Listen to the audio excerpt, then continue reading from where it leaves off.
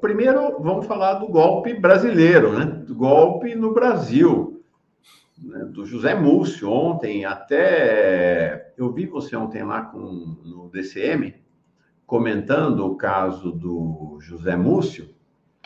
Eu recebi durante a madrugada, aí eu nem tive tempo de ver direito. Mostrei ontem aqui, Breno, mas depois que eu fui olhar com calma, ler o texto e ver, e acabei colocando na manchete, porque aquilo foi muito grave. Não foi, como o pessoal diz, não foi bolinho frito, não. Né? Foi muito, muito grave o que este José Múcio fez. E a nossa manchete hoje tem que demitir. Até agora não tem uma palavra do governo, de ninguém do governo, sobre essas declarações do Múcio. Como você viu as declarações e como é que você está vendo a reação do governo? Olha, antes de mais nada, Mauro, é algo chocante que um ministro de qualquer governo possa vir a público contestar o presidente da República. Eu nunca vi isso. Ou seja, é algo completamente estapafúrdio, porque a disciplina de governo obriga os ministros a apoiar a decisão do presidente. Se não estão de acordo, pedem o boné e saem. E aí, fora do governo, podem falar o que bem entender. Mas quem é ministro não pode contestar o presidente da República. Então, é algo extremamente grave que José Múcio, ministro da Defesa, que é uma pasta sensível, vá a público contestando não uma, não duas, mas 3 decisões do presidente da República. E de uma maneira jocosa, além do mais. De uma maneira jocosa, do tipo desrespeitosa mesmo. Né? Embora ele não cite o presidente, ele está se referindo a decisões presidenciais e qualificando essas decisões de uma maneira pejorativa como ideológicas. Quais são as decisões que ele as classifica? Primeira decisão, suspender a licitação daqueles 36 blindados que o Exército Brasileiro iria comprar da Elbit, principal empresa militar israelense. Houve uma suspensão dessa licitação, ela não foi homologada, por conta, claro, do Estado de Israel estar cometendo genocídio contra o povo palestino, haver uma denúncia a esse respeito na Corte Internacional de Justiça, e o governo brasileiro apoia essa denúncia, embora não a subscreva no âmbito desse tribunal internacional. Então, como é que é possível o Brasil, claro, comprar equipamentos militares de um Estado que está sob júdice internacional por um crime tão grave?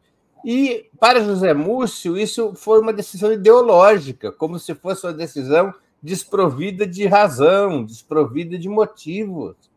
E ele o fez, repito, essa crítica jocosamente. Então, essa é a primeira decisão.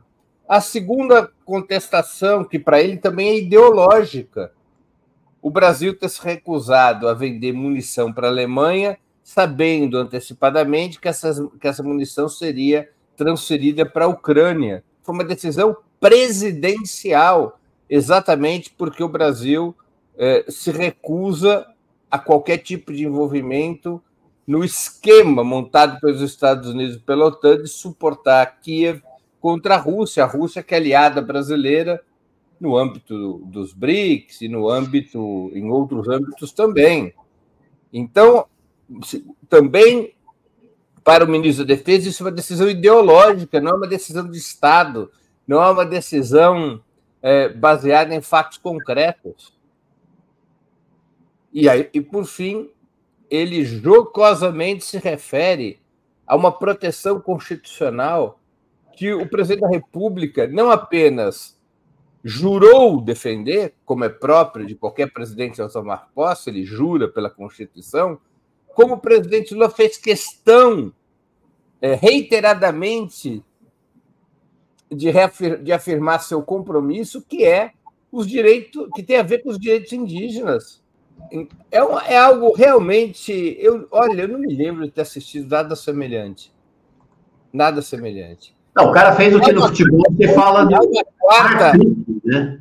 E não bastasse ele contestar jocosamente o presidente da República nessas 3 decisões, suspensão da compra de armamentos da empresa israelense, proibição do envio de munição, da venda de munição alemã que seria entregue à Ucrânia, e acerca dos direitos indígenas, não bastasse contestar essas 3 decisões, Múcio também fez apologia das Forças Armadas. Do golpe de 64. 64, como se fosse uma invencionice da esquerda atribuir às Forças Armadas a responsabilidade pelo golpe de 64, tratando como versão e não como fato histórico. Se o golpe de 64 não foi feito pelas Forças Armadas, foi feito por quem? Por atores fantasiados de militares? Quer dizer, é uma coisa, é uma aberração. Ele tinha que ter sido demitido no minuto seguinte. No minuto seguinte. Mas, infelizmente, não há reação. Não há reação. Zero. Não, mas eu falei aqui, vamos botar lá um ministro progressista de esquerda, Paulo Teixeira, que deu uma declaração de que o Estado de Israel é genocida e que o Brasil deveria romper relações com Israel. O que vocês acham que aconteceria? O que aconteceria 5 minutos depois? Isso que é impressionante, né? Não, Mauro, não precisa ir tão longe. Vamos nos recordar que Hélio Doyle, presidente da EBC, foi demitido por ter, nas suas redes pessoais, nas suas redes sociais pessoais, ter defendido esse ponto de vista. É incrível. É uma coisa, é uma aberração. Eu não consigo. E olha, é uma pasta muito sensível o Ministério da Defesa, né? Múcio já dava todas as provas desse mundo de que ele não era um ministro do governo, ele era um ministro das Forças Armadas presente no governo. Agora extrapolou. E sabe aonde que ele deu essas declarações? Na Confederação Nacional da Indústria, cara. Cacete. Entendeu? Isso aqui é inaceitável. É inaceitável. A direita brasileira, ela deseja não apenas confrontar o presidente Lula, mas humilhá-lo. Eu chamo a atenção para uma palestra nos últimos dias, que o relatório reservado dessa palestra já anda circulando, do dono do BTG, André Esteves, em Nova York. É uma palestra interessante porque ele vai fazendo uma série de comentários pressionando o presidente Lula e o PT para se adaptarem ainda mais, para irem ao centro, para aceitarem as ideias do mercado. E ele, não contente em recomendar e pressionar por esse giro ao centro, ainda diz: vamos derrotá-los, não é? Ele não está propondo giro ao centro para apoiá-los, gira ao centro e nós vamos derrotá-los.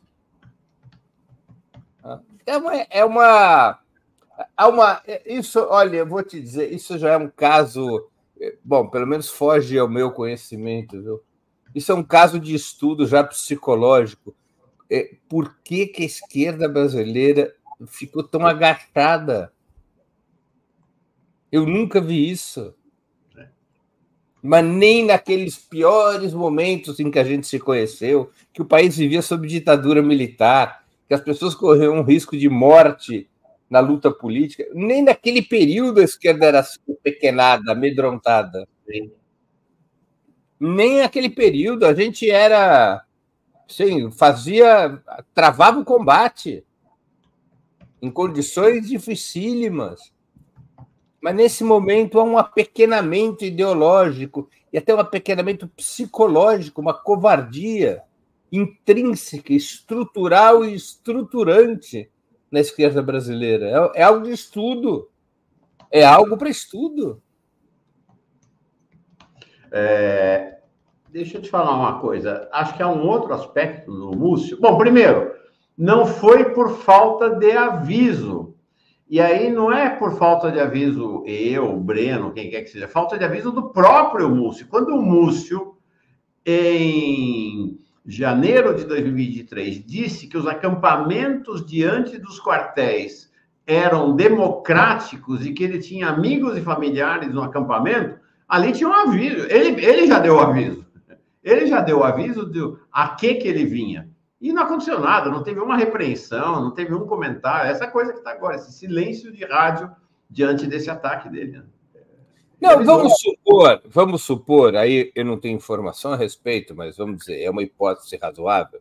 Vamos supor que o presidente Lula tenha colocado José Múcio, com as características que tem José Múcio, por conta de uma estratégia de apaziguamento das Forças Armadas. Portanto, nesses meses todos em que Múcio é ministro, já ano e meio em que ele é ministro, o papel dele, vamos supor que o papel dele fosse acalmar as Forças Armadas a partir de concessões discursivas e de concessões práticas. Vamos supor que seja este o papel. Okay. O que aconteceu ontem vai muito além disso.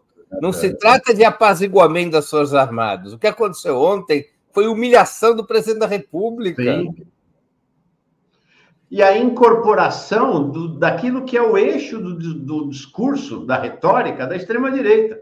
Quer dizer que é tudo ideologia, tudo ideológico, tudo ideológico. Claro.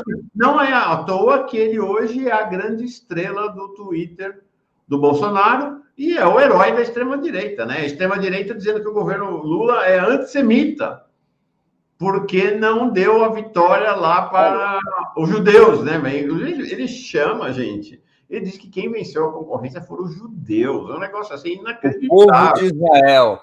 O povo de Israel. É a maneira pela qual os evangélicos se referem. Exatamente. Se referem a Israel e aos judeus. Só faltou ele tirar a Bíblia. Não, você tem toda a razão. José Múcio, nesse momento, é um agente do bolsonarismo dentro do governo. Revela-se, dessa vez, com toda clareza, como um agente do bolsonarismo dentro do governo. Mas o pior não é isso. O pior é nada ser feito a respeito. Não, com um governo que tem um discurso de que pode tudo dentro da frente ampla. Nosso grande inimigo é o Bolsonaro e o bolsonarismo. É o discurso do Padilha. Se ganhou o Republicano, se ganhou a União Brasil, se ganhou o MDB, está ótimo, porque é todo mundo base do governo. A nossa briga é com a extrema-direita e o PL do Bolsonaro. Aí tem um ministro fazendo o discurso do Bolsonaro dentro do governo. E é uma expressão da tutela militar. Por que Múcio se sente com liberdade para fazer isso? Porque ele se considera inamovível na medida em que ele representa os interesses das Forças Armadas e que o cálculo que será feito ou o argumento que será exposto será demitir o Múcio é provocar as Forças Armadas e desestabilizar o governo. Esse será o argumento que será brandido para explicar a inércia do presidente da República diante das declarações de José Múcio ontem. Esse argumento ele comprova cabalmente a existência da tutela militar e a indisposição do atual governo de enfrentar esse problema histórico, sem cuja superação é impraticável a democratização do Estado no Brasil. Sim. Ou seja, o horizonte de golpe de Estado não foi ultrapassado. Você sabe do que eu me lembro? Você deve também se recordar. Eu fico me lembrando sempre de uma entrevista do Prestes no Roda Viva, em 1980. Ele dizia claramente, na transição da ditadura à democracia, ele dizia: nada mudou nem mudará nas Forças Armadas se não forem adotadas medidas de transformação profunda dos aparatos militares. Uhum. Vamos combinar que Prestes conhecia das Forças Armadas um pouco mais, um pouquinho mais do que todos nós juntos, não é? Sim. É isso, a tutela militar sobre o Brasil, que é uma característica do Estado burguês desde o século XIX, essa tutela militar parece estar sendo acatada pelo governo. Não é? Uhum.